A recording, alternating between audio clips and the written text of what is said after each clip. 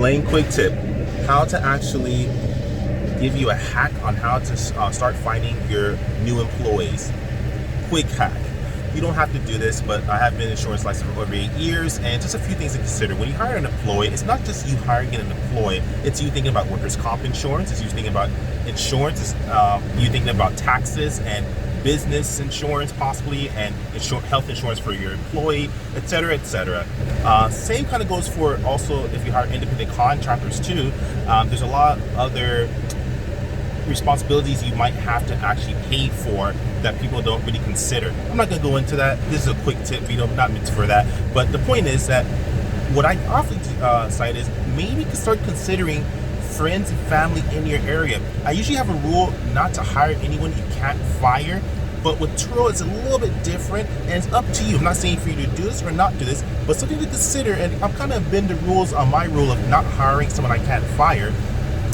Meaning like someone I'm really close to or love, because sometimes it gets mixed in and you have friends and it can become a disaster. But the point is for Turo, since it's about the experience, if you have a friend that you know is responsible, I'm not saying for you to do this, but it's just an idea to consider.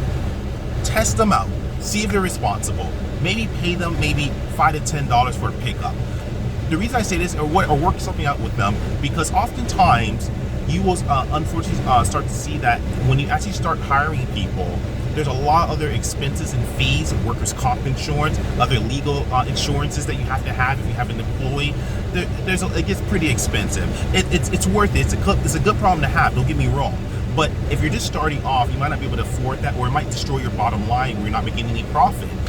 So what I do kind of recommend for you to do, but each their own, do your own due diligence, I'm just sharing another strategy, is to avoid paying health insurance, to avoid paying workers' comp insurance. How about this? Consider independent contractors or people that are just doing it for a quick gig, or someone you know, you just pay them a few dollars, and hey, you pick the dollar amount, but whatever you pay them, you're typically going to save them, because usually there's a required per hour fee they have to pay someone.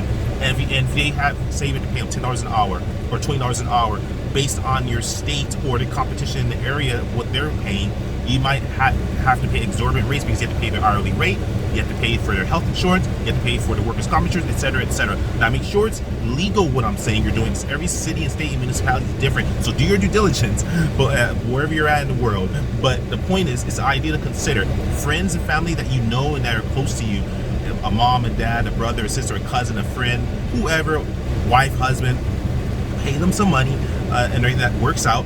And then that way you'll probably save on the hour. If you just pay them per drop off, maybe say $20, $40, that's a lot cheaper than paying them per hour, plus the health insurance, plus all the other insurance you have to have, etc.